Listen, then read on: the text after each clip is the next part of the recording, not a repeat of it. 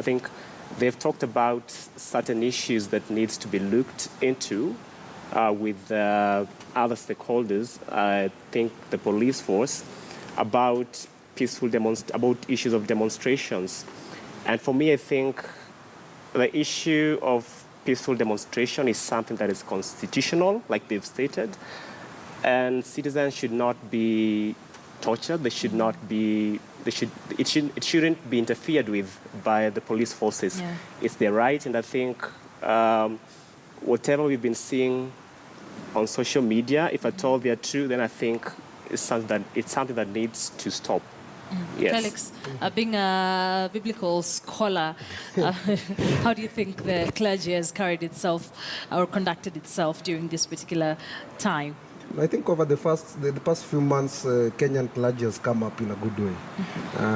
There has been credibility issues, beginning all the way from the Constitution, the Constitution debate, referendum. I think right now we are seeing them take up their position, being the moral voice of the country. What they've said today, I think, needs to be echoed. And I think we tend to not want to face this, but the largest loss of life in Kenya is caused by our forces. That call for them to respect the chastity and sanctity of life, to respect the Constitution when it allows people to demonstrate peacefully. I would want to add also that they should respect the duty of journalists to go where they are to cover the news.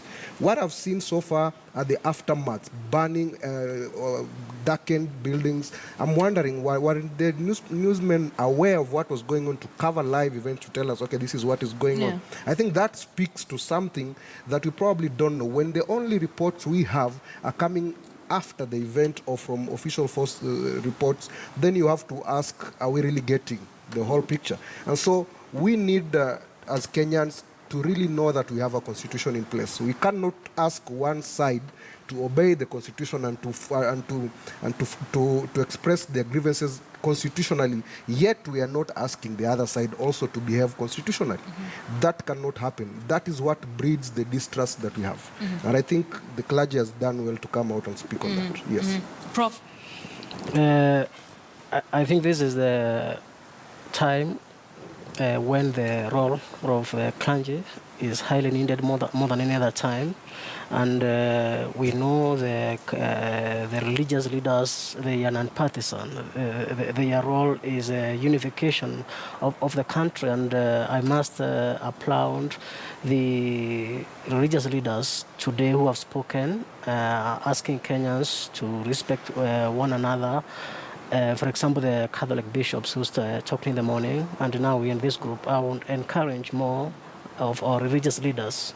I don't know whether the Protestants have held in a press conference to call for peace and calm, and also the soup came. So they have a major role to play right now more than any other time, and we really need their intervention and their role. And do you think they're rising to the occasion? Of course, they have a big role to play. Are they playing it out perfectly? Whether they have risen or not, I don't think they have an alternative. They are a major stakeholder in this country. The issue of bringing people together is very critical to them, just like it is with other leaders, political leaders, and other groupings in our country. And again, I think they cannot work in isolation. It requires a joint effort from other stakeholders. I think they've been involved. What we might not know from our cameras and from home is the role they've been playing, especially during the vote tallying. They've been active behind the scenes trying to see what they can do and where they can step in. The role that I ask them to play more is post-election. I think this idea of us talking about peace when the election is around needs to stop. I think they need to step in at their own institutional level and also to put pressure on the national leaders to truly go after peace. Not wait till 2022, then we suddenly get patriotic, then all sermons now become about peace. No, there's a tinge of hypocrisy in us as Kenyans. We need to then take this whole and take it forward after this election. NASA says that it will not be seeking legal redress over some of the claims or reservations they have with this particular election. Felix, What do you think are some of the options they have? And them saying that we know if we go to court, what the kind of outcome it will be. Does it put a taint once again to our justice system in the country? I wouldn't be so fast to say it puts a taint on our justice system. I think it's just good to be to know where your situation is. Globally and historically, what are the chances? Where have we seen presidential election results being overturned by a court? Very, very slim. So it will take a very progressive bench to be bold enough, even in the face of evidence, to say this is not right and you're overturning it. So that itself, actually, in my opinion, should even have informed the 2013 appeal. I think they should have just left it as it was. The chances of a court, it's good to test what they can do, and it's good to go there, but at times we look at what happens in history and you can see chances of that happening are very slim. That does not say much really about our Supreme Court. I think it's just the global and I think they also have to look at the evidence they've gathered. I think NASA's strategy essentially was this. I think there was an assumption that electoral malpractice would what was going to determine the winner. And so their strategy was essentially catch the thief. And that's a very tricky thing. That's why thieves are still around there. It's very tricky to do that, to catch somebody in the act. And I think that probably might be what has collapsed this. To gather sufficient evidence to present it in court is not an easy thing. So what they do after is interesting. I don't think anybody knows. There is no court, there is no street call, there is, and that why it probably speaks to why there was a lot of appeal and hope on the external observers. Yeah. Prof, you want to react to that? Yes. Before the elections, we saw NASA going to court many times. And I think they won most of the cases, and they lost some. So I don't understand why they lose the trust at this point. That is why I feel, for me, if they have any grievances, they should move to court and have them addressed from there. Otherwise, keeping quiet, I don't think is a very good thing. So by them refusing to go to court, does it say a lot about them or about our justice system in the country? Well, I think the biggest perception is going to be that they may not be having any good evidence in a watertight case. That is why they are fearing to go. And we need to trust our institutions. We need to build our institutions.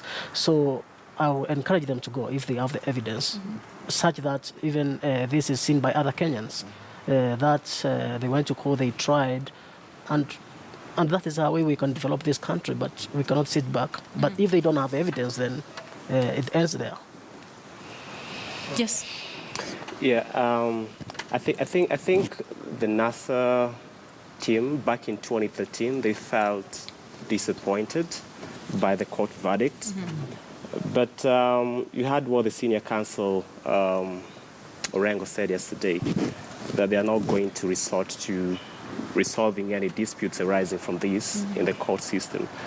And for me, I think I'll just encourage them to really follow that particular suit, the court direction. We have a new Chief Justice who's really trying to reform the judiciary, and I think if they have evidence, tangible evidence, I think that's the basis upon which they should really direct their whatever grievance they have to the court system. Yes. But if they do not resort to the courts like they said, and looking at some of the options they have, they don't have really a lot of options that would turn around this decision that was made by the IEBC. But that takes me back to the more than 6 million people that voted for NASA. How do they get closure? I think the issue of closure will remain a big issue. I think the challenge that NASA has to look at, even for those who are appealing to them to go to court, is by going to court and losing that, if they do, it lends more credibility to a situation that they feel is unjustified. That won't change.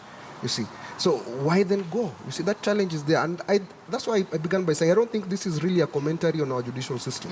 I think the commentary on the judicial system was made pre-election, and I think the judicial system was found to be rigorous. Yeah. It would be faulty of anyone to make this as a commentary on our judicial system right now. I don't think there's such evidence.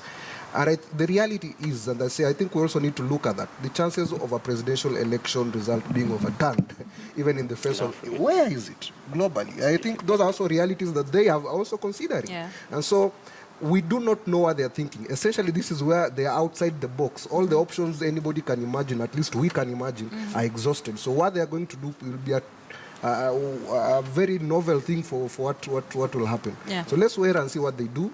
Let's not lose our cool. I don't think we are in a position to make any judgments on the evidence or on the courts or anything. We really don't know what is going on. And I hope whatever strategy they take going forward is something that is going to, of course, be peaceful. Because I know they mean the NASA coalition. I'm sure they mean peace. They mean good for this country. Yeah. The international observers most of them gave Kenyans a clean bill of health with regard to this whole process. Of course, NASA has disputed this, but very many times we are never really given such a clean bill of health by the international community. What does this say about us as a country now and our election processes as well, Prof? If we are given such high ratings by the international observers, it means we are doing well. It means IBC conducted this election in a more credible manner, despite the challenges. And as usual, we can never have something which is perfect. That will never happen, even in the developed democracies.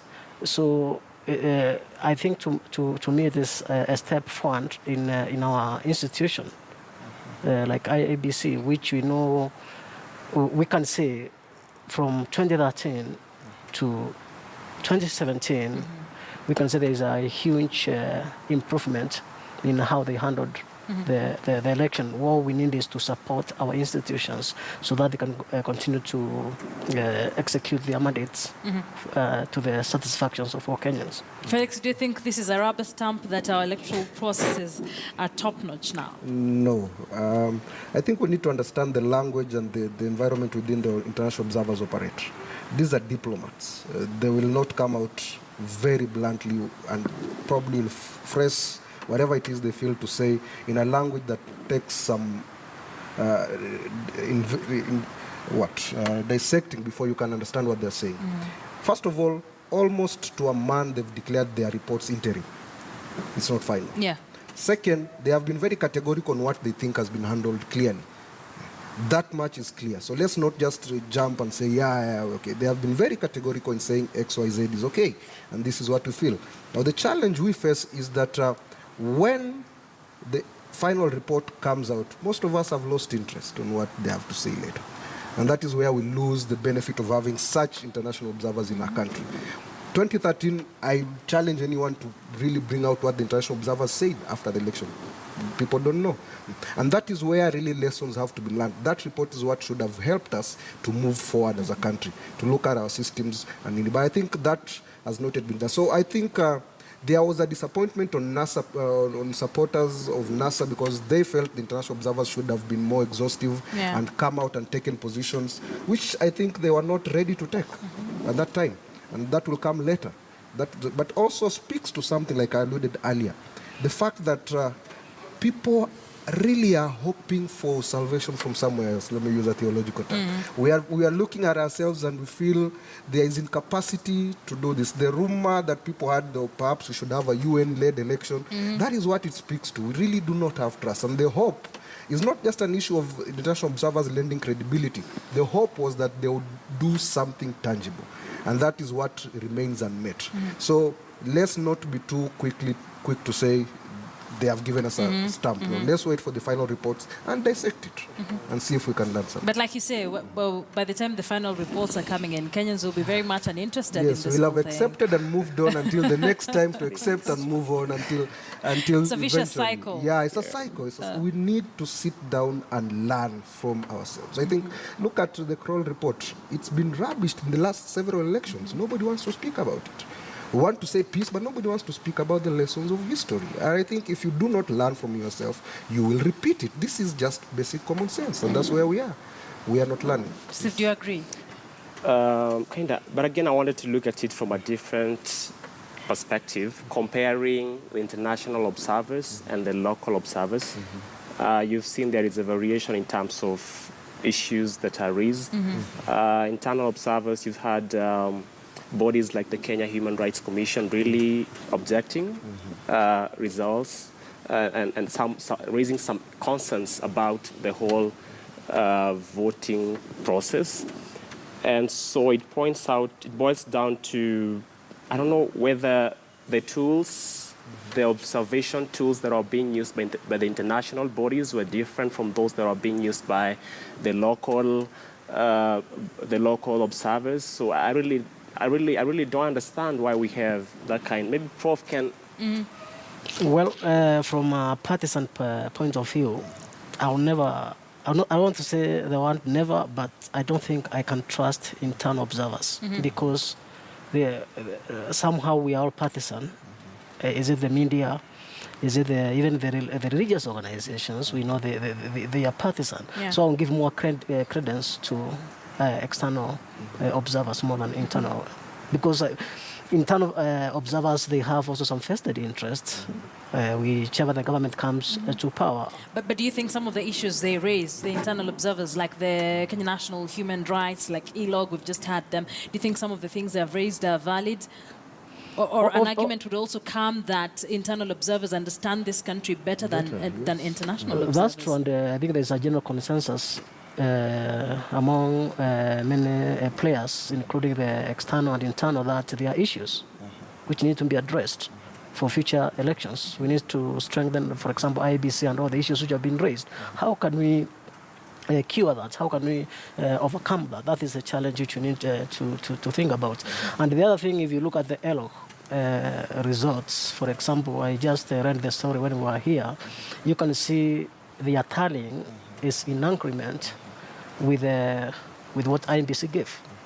So, yeah. Felix looks like he wants to say something. I think when we raise the issue of the biases of observers, we need to also acknowledge that this extends up to the internal people. These people have also vested interests. Some of them are bold enough to declare them. Some you have to decipher from yourself. Anybody who presents any statement claiming it to be true, you don't just take that statement, you have to examine them too. And so that should be what our practice is as Kenyans, not just to say, I trust you, therefore what you say is true. We need to really examine what is being said to establish truth on that point, because external observers also have interests. Some of them would want Kenya to move on because Kenya is a significant strategic place for their own security. So the sooner the election moves on, the better for them.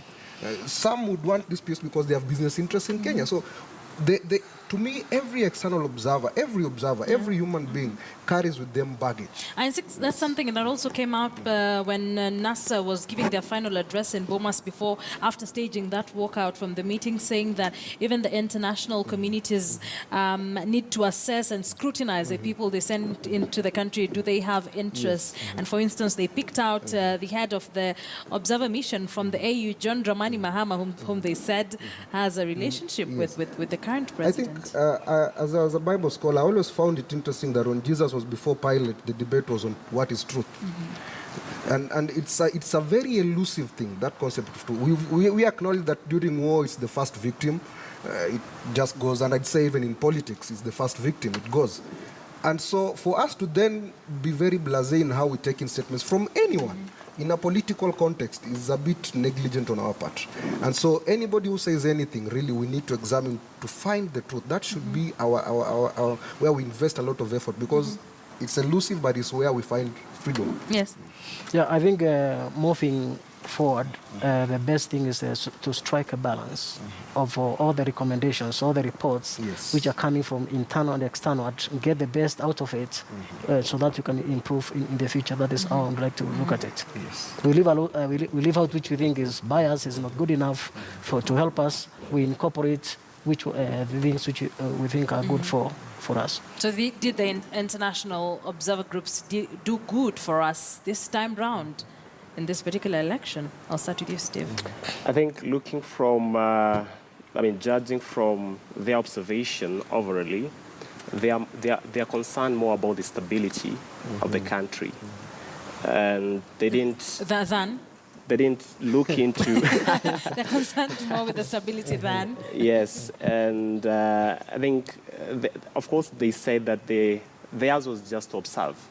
It wasn't more of those technical stuff, And so I think going forward, whichever observer mission that comes to Kenya to observe elections, I think they need to be people who know that this is a very sensitive matter. Election is a very sensitive matter. It's about stability of the country. It's about cohesion. It's about so many other things that plays into it.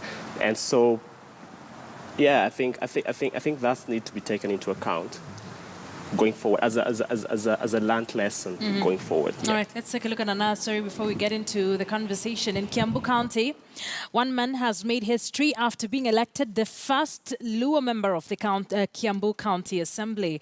Sarah Sumonde is now the MCA-elect for the Kahawa Wendani ward. Let's take a look at that.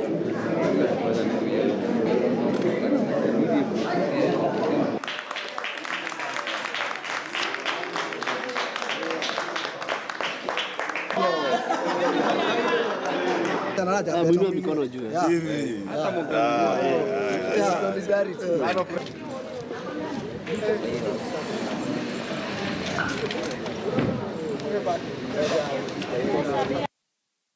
Tunataka amani katika nchi yetu ya Kenya, na hasa Kiambu County kuweza kuchagua kijana Mjaluo kuweza kuwatumikia katika kaunti ya Kiambu, katika county assembly. Ni safari na ni raha. Na saa hii tunasema Kahawa Wendani, you have made history. Na sasa sisi ndio watu ambaye tunataka kumaliza tribalism katika hii country inaitwa Kenya. We are going to start with Kahawa Wendani because umenyonyesha inaini upendo.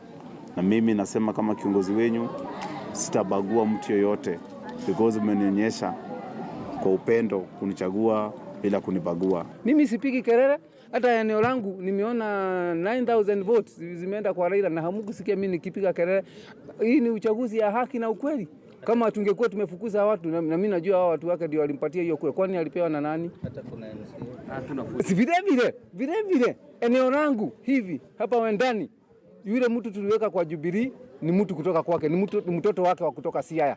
Na mimi na hata alikuja kwangu kulia King'ara, watu hanipendi, mimi nikaenda, na hata asubuhi leo nimemwambia. Mimi nimeongea na wazee wale wenye shamba ya Wendani hapo, mwanamke yuko Rangata, zote nimeongea, nimemwambia huyu mtoto mmezaa, hata kama hatii msomeseni, na mimi kama amekosea ambia King'ara. Na hii kitu tumesikizana asubuhi, na tutamfadhili tuone amesimama kama kiongozi na ametoka Siaya. Now, Thika erupted into dance and song. Immediately, Uhuru Kenyatta was declared winner in the presidential race. Let's take a look at that.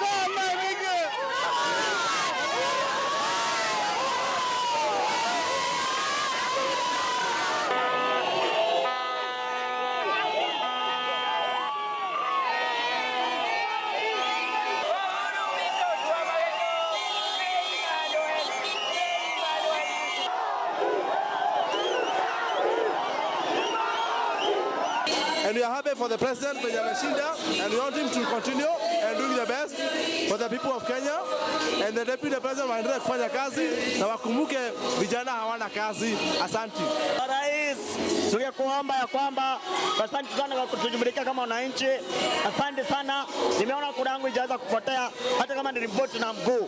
Ya kwamba nilizaliwa bila mkono. Tunashukuru rais. Tukupenda sana. Wow! Nimefurahia sana. ndio tunasema afanye kazi miaka 5 ndani tena. Okay, so of course they pushed it a bit too much, but let's take a look at the celebrations that rocked Kajiado County last night.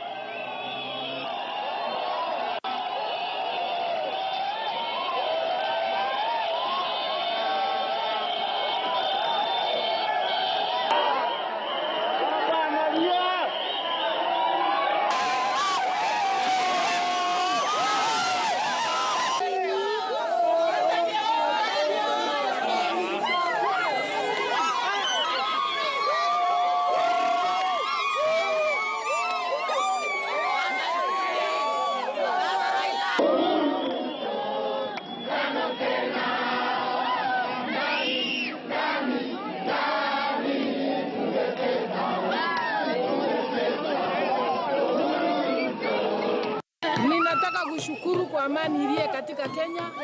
Nina furaha nyingi kwa sababu ya kuweza kuwa Mungu amemtuchagulia president.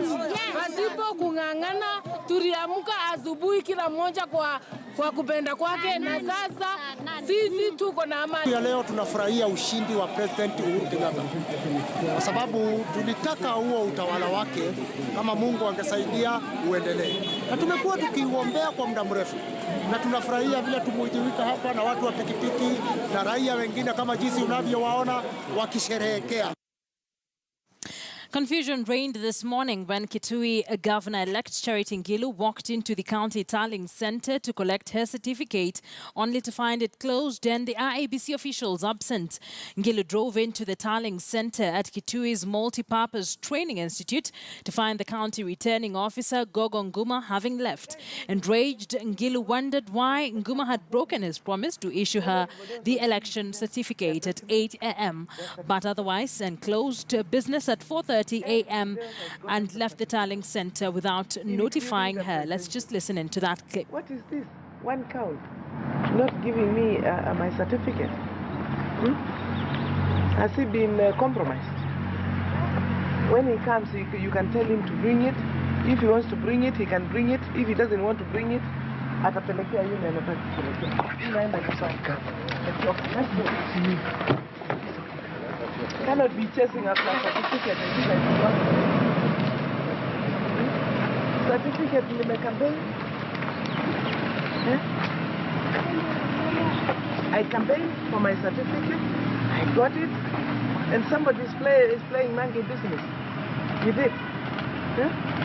If I was like 10 votes ahead of the second person, I'm sure the third person would have been given.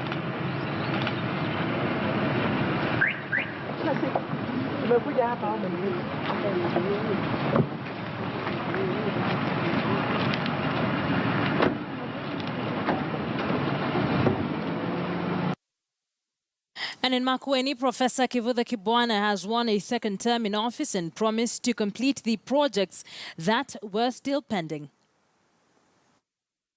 Which has come, and I know that we shall work well with them, and we will do great things for Makueni. The water agenda, the youth agenda, those are very key agendas which we will strive to ensure they are zinafanywa vizuri, and because for me this is going to be, God willing, if I hope I'll be around for 5 years, this will be my last stint in politics. So I would like to do my very, very best. As you can see, with a spouse here and grandchildren, I look forward after this stint to really put more time in playing with them and to be available huku nyumbani zaidi. Well, that is Kivutha Kibwana after retaining his seat as the governor for Makueni. Now, another governor who retained his seat is Kisses James Ongwae. Let's take a look at what he said after winning that particular seat.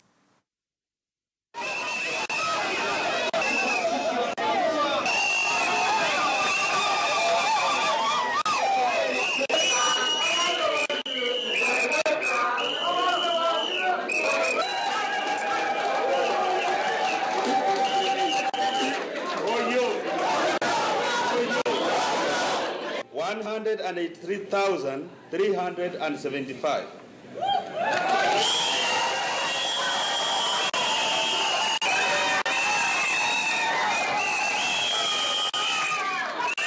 Hii timu ilikuwa timu kubwa sana iliyochangilia sana haswa sisi kwa NASA.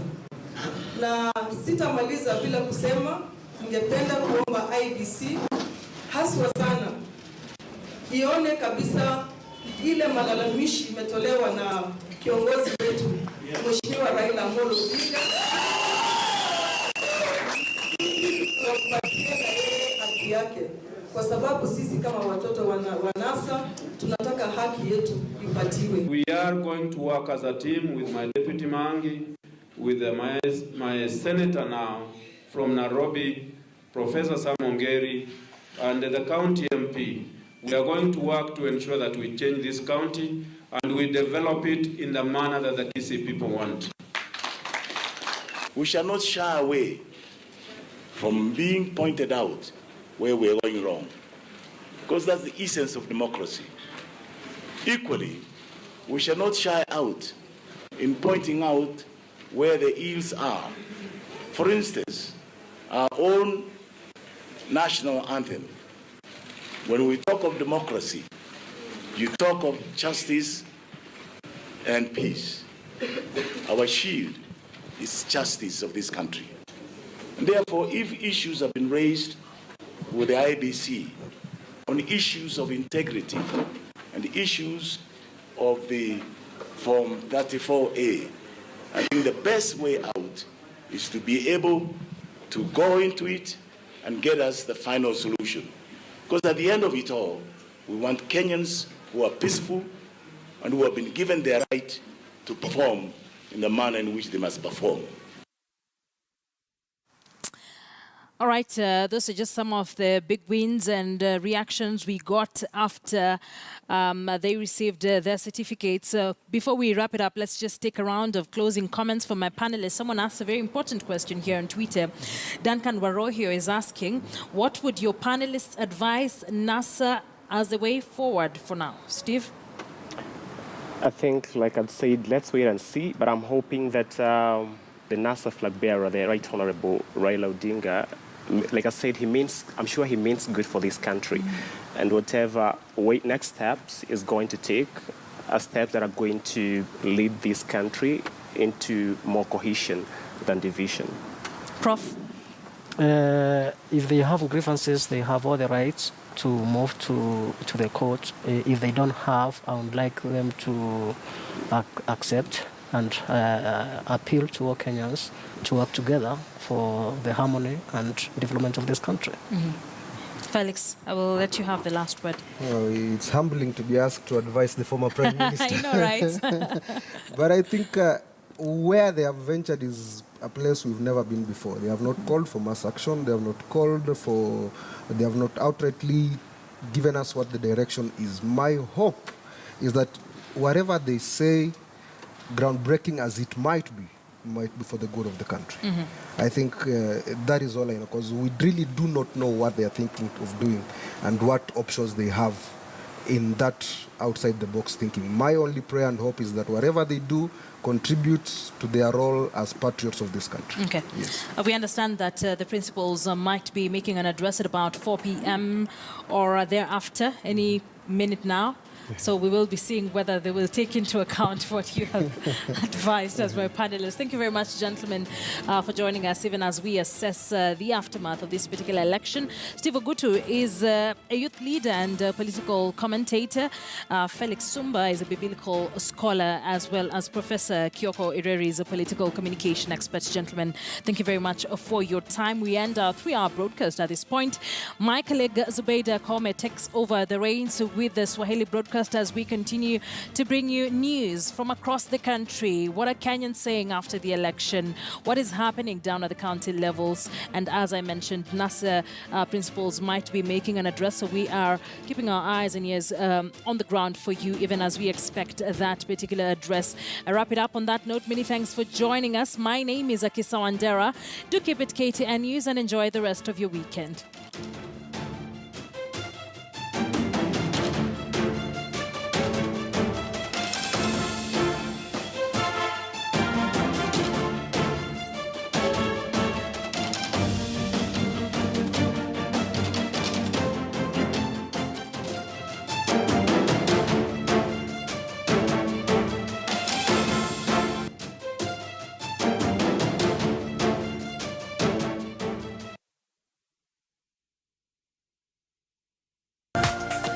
This is KTN News.